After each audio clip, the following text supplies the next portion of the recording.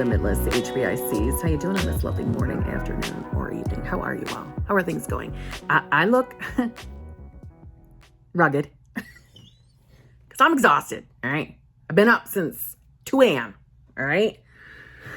But I gotta post a video, you know this, right? Now that I'm home. So, this video today, my hair's bugging me. I can't. Okay.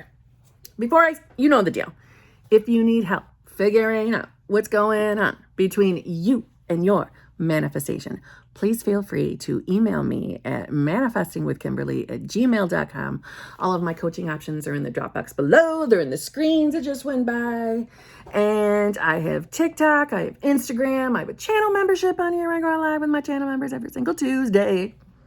Okay. Sorry. That's peace. Text. Okay. I go live every Tuesday and okay. Good. Kim's overtired. This is when I act the most goofy. I can't help it. So I want to read from The Law and the Promise from Neville Goddard. Any of you out there having a doubtful day, having a day where you don't think that it's your damn imagination creating everything in your experience. And even I think we need to drop the word creating because it's not about creation because everything's already created. It's more of you, through your imagination, are stepping into the version of yourselves or stepping into the state or stepping into the reality where you're having your desires. It's all coming from that sexy little imagination of yours, yeah? Yeah? That sexy little I amness that's in here, right? When we use our brain and we're thinking about our things and we're thinking about having all our shit, that's your imagination. Utilize it well, yes? Okay, I'm going to read you a few little thingies that I think might help. Also, you know, I will explain in Kim Talk after. And I love one of the examples, little success story examples from Neville, because the little girl's name is Kim. So I chose that one for today because it's my name. Okay? So let's get going. So the secret of imagining is the greatest of all problems to the solution of which the mystic aspires. Supreme power, supreme wisdom, supreme delight lie in the far-off solution of this mystery. Douglas Fawcett. Neville utilized that quote in the book. That's why I'm reading it. Okay. To refuse to recognize the creative power of man's invisible, imaginal activity is too great to be argued with. Man, through his imaginal activity, literally calls into existence the things that do not exist. Meaning, your daily, whether you're an affirmer, visualizer, scripter, maybe you're utilizing revision, maybe you're like me and you embody the state of the person you want to be, yeah? You doing that every day is literally calling in what you're thinking up here. It's calling it into your 3D. Or how I like to look at it is it's pulling you to that reality of having, okay? We have so much more power than we give ourselves credit for. Just want to say that. All right, so keep going, Kim. By man's imaginal activity, all things are made, and without such activity was not anything made that was made. That was from John chapter 1, something 3. I forget what they're called. Whatever.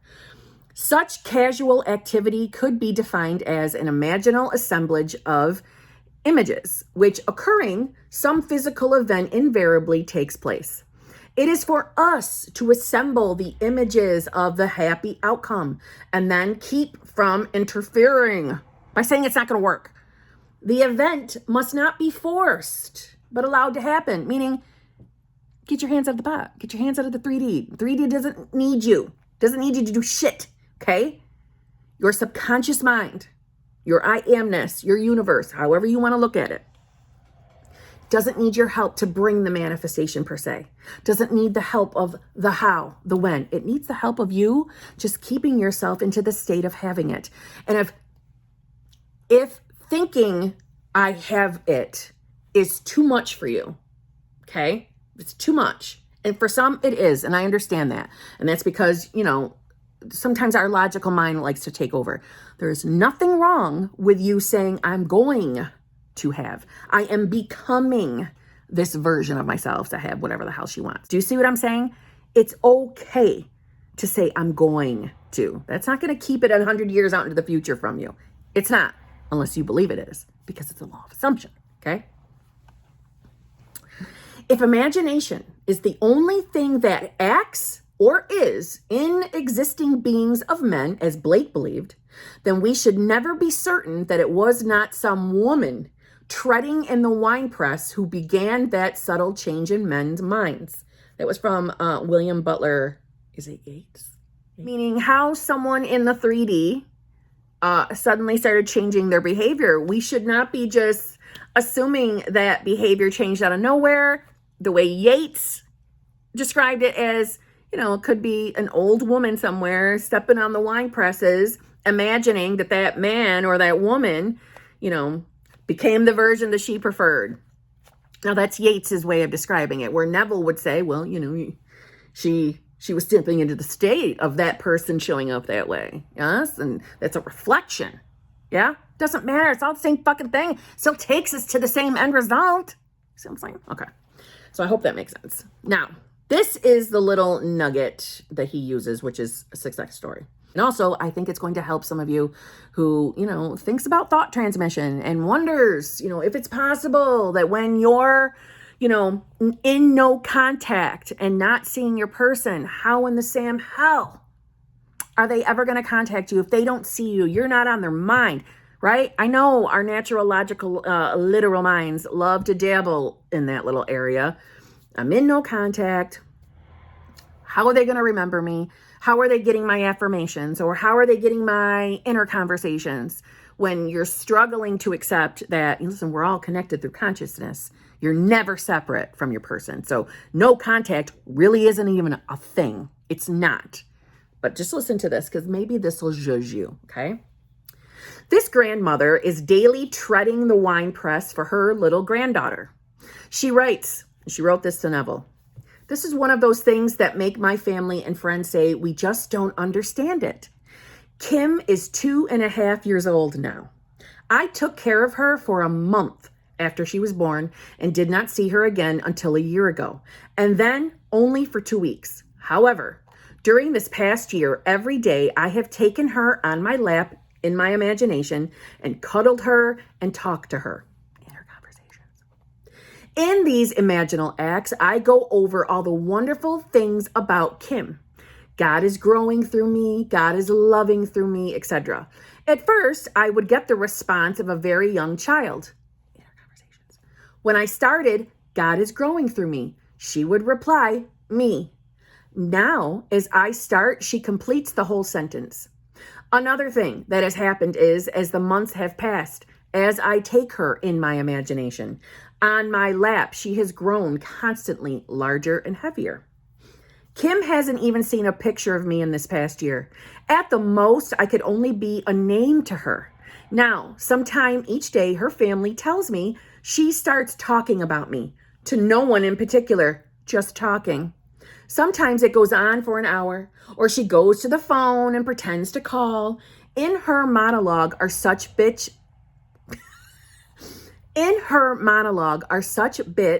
as, my DD loves me. My DD always comes to see me every day. Even though I know what I have been doing in my imagination, it has caused me to wonder much. From the Initials UK. Did you pay attention to anything I just read? Or did you just hear wah, wah, wah from the Peanuts teacher like Charlie Brown shit? Listen, what that little success story was sharing is this woman, I believe grandmother. Yeah, grandmother. This grandmother has only seen this granddaughter, Kim, a few short times. Okay, she's 2.5 now. So very few times.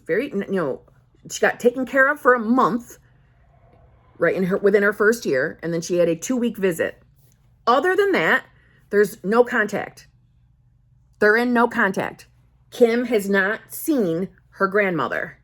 And yet Kim is discussing grandmother every day and having imaginal conversations. Now it's a little kid, right? It's a little toddler having pretend conversations with this Dee who comes to see her every day. It's through consciousness. And I don't know, listen, this is a personal belief of mine, so you don't have to jive with it if you don't. But I do think that that kids are still open. They're open to their imagination. They're open to where they came from. They're not closed mind, overly conditioned, logical, literal thinkers yet. They're still outside of the box because they don't know any different. They haven't been conditioned by this limited 3D fucking world. That's what I'm trying to say. So yeah, Kim probably does experience DD, grandma, visiting her every day through her consciousness. And while grandma's, who I don't know how far away, but far away enough away that they don't have contact every day, doing her imaginal scenes, staying connected through consciousness. Do you see what I'm saying? So if any of you are in a no contact situation, it doesn't matter. It doesn't matter. Your imagination is this power horse that is connecting you at all times. There's never a reason to fear that being in a no contact scenario is going to stop you from connecting to your specific person, because you were never disconnected. You're still together. That's the basis of this message is, listen, we're always in contact with our specific person.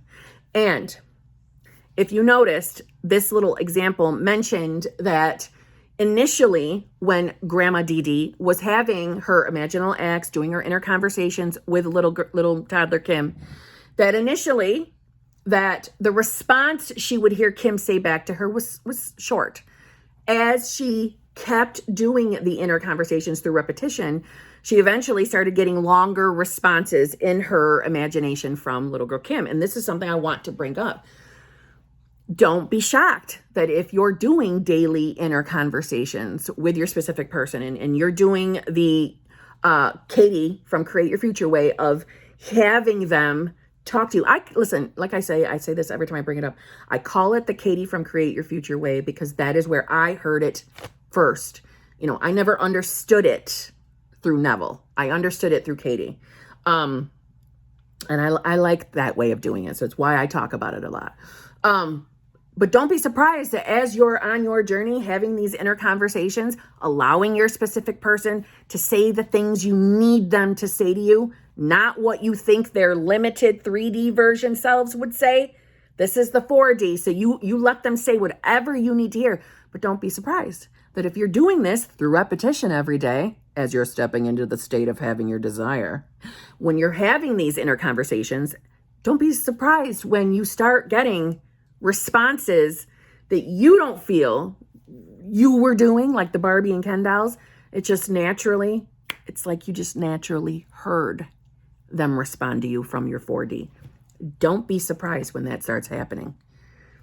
We're all connected in consciousness. Okay.